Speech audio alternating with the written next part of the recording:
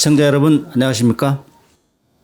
요즘 러시아와 우크라이나 전쟁이 지속되는 가운데 지금 태평양에서는 미국 주도로 2022년 림팩 훈련이 한창이죠. 그래서 뭐 최대 규모라 하는데 26개 국가에서 수상 함정이 38척 정도가 참여했어요. 잠수함도 참가하고 병력 또한 2만 5천 명이 참가했는데 사상 최대라 합니다. 근데 그 중에서 이제 오늘 무인 수상정, 미국이 지금 무인 수상정을 많이 확보하려고 하고 있어요. 그래서 고스트 프리트 그래가지고 유령 함대를 건설하겠다 이런 계획이 일환인데 이번에 참가한 거 보니까 시헌터하고 시호크 두 척 자매함이에요. 자매함. 이게 두 척이 참여했는데 톤수가 한 135톤, 145톤 정도.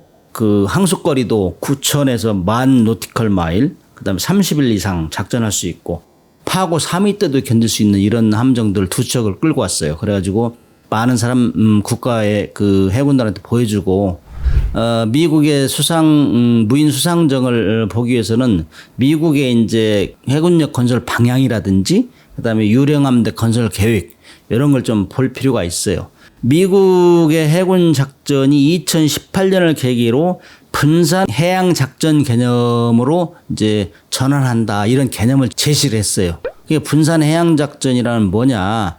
요거는 이제 미국은 아시다시피 세력이 크잖아요. 그 항공모함 같은 거는 뭐 11척 운용하고 있고 10만 톤 이상을 그런 게 아주 고가의 함정이잖아요. 근데 이 무인 수상정을 이렇게 많이 만들어낸 거는 저기 누구겠어요? 이거는 중국이에요, 중국.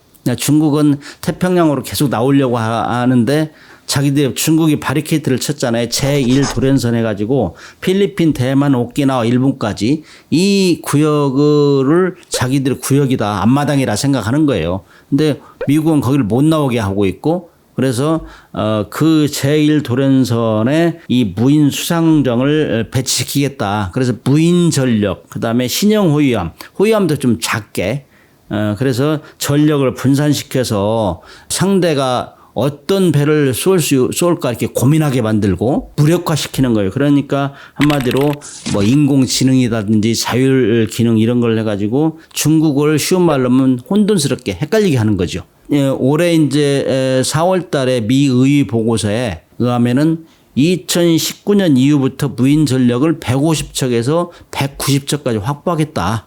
이 계획을 발표했어요.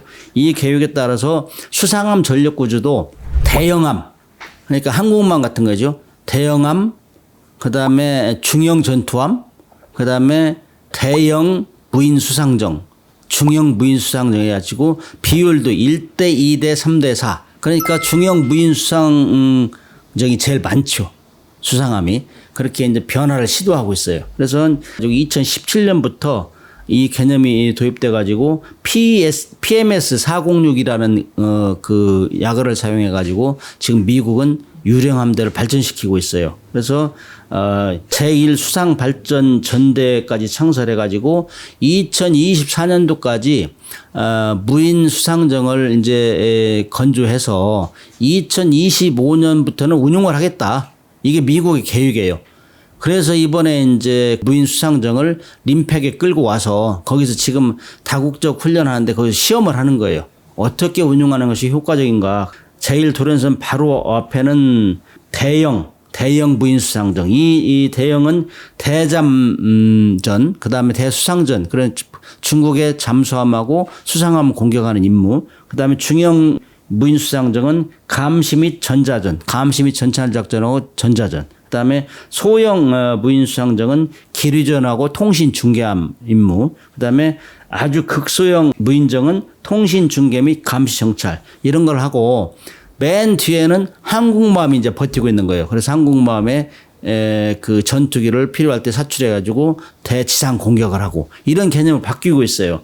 미국이 이렇게 하기 위해서는 조직을 이미 샌디에고에 있는 그 3함대 그다음에 인도양에 있는 5함대 여기에는 다 태스크포스하고 뭐 이 수상함 발전 전대를 만들었어요.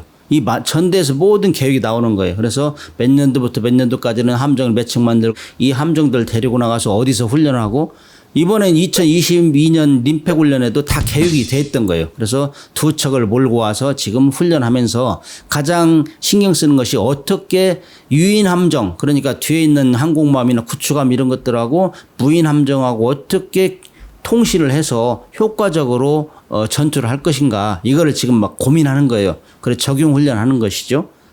현재 미국이 주장하는 대형 무인 수상정은 크기가 60에서 90m, 전장은 톤수는 1000에서 2000톤. 그러니까 우리 이제 천안함 크기, PCC 그 크기 정도 돼요. 그래서 무인 수상정들은 항공모함이나 구축함 맨 전방에 서서 미사일도 쏘고 선제 공격을 하는 거죠. 이런 임무를 주는 것 같고, 그게 이제 미국이 현재 나타나는 민간 선박을 개조해 가지고 하는 건데, 이게 이제 레인저라는 배하고 노마드라는 배가 있어요. 이 배를 이제 개조해 가지고 이 무인 수상함으로 쓰고 있어요. 그래서 이 배들을 어떻게 사람이 있는 배하고 연합해서 작전을 할 것이냐, 이것이 굉장히 고민이고, 그래서 대형 무인 수상정도 현재는 두 척을 가지고 있는데 올해까지 두 척을 더 만든다 합니다.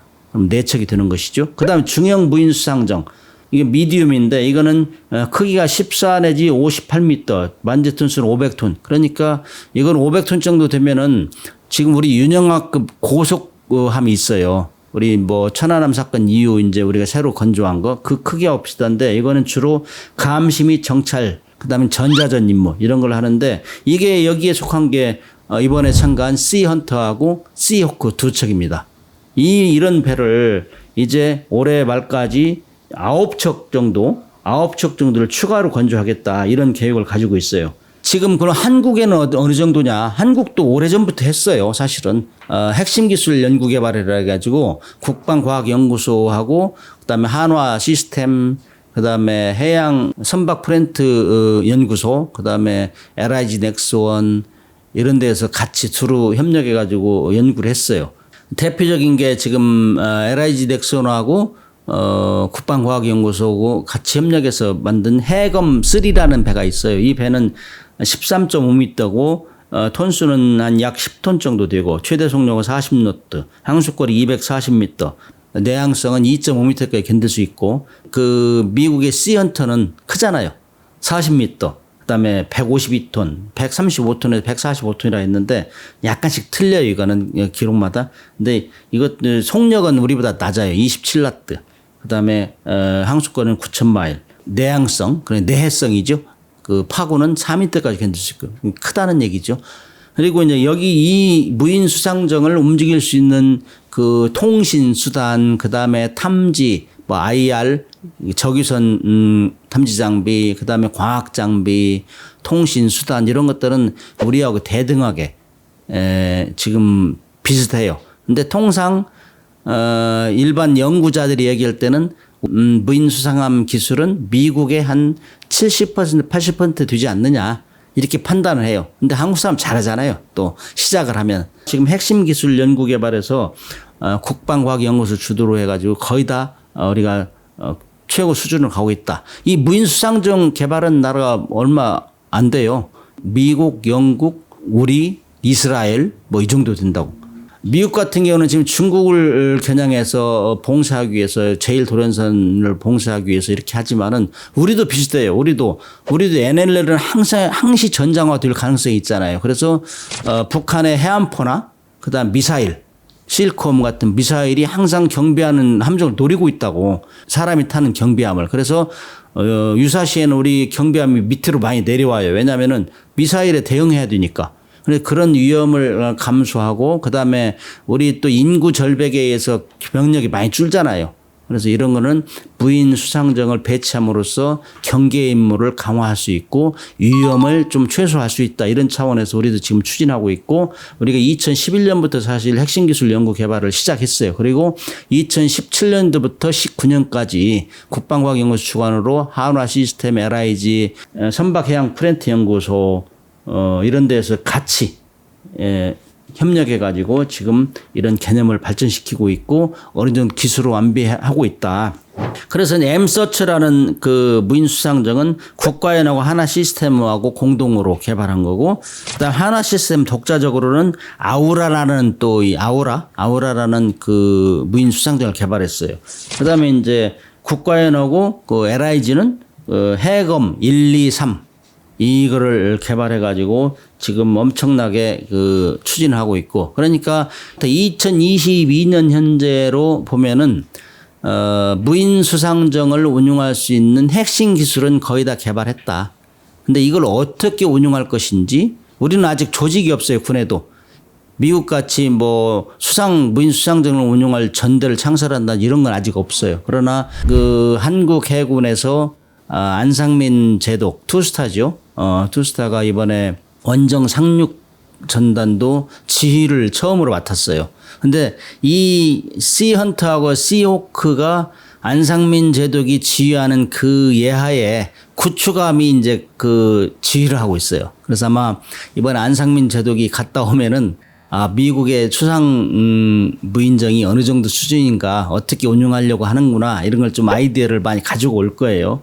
그래서 이제 아무튼 세계적인 추세, 2022년 림팩에서 무인 수상정이 나옴으로써 많은 사람이 이목을 집중시켰는데, 우리도 어차피 그런 트렌드를 맞춰서 가야 돼요. 특히 이제 NL 같은데 우리가 무인으로 하는 건 아주 바람직한 현상이고, 특히 인구 절벽 시대에는 그런 게 필요하다. 그래서 이렇게 하려면 어떻게 해야 되느냐? 첫째로 조직이 있어야 돼요, 우리도. 그다음 특히 요즘에는 사이버전이 있잖아요. 그냥 멀리서 컴퓨터를 교란시켜가지고 미사일을 못 쏘게 하고 이런 시대란 말이죠. 왜냐면은 무인 수상정이나 무인 잠수정이나 이런 것들은 다 주파수 가지고 운용하잖아요. 그래서 그 주파수 교란하면은 이 우군을 공격할 수 있다, 우군을.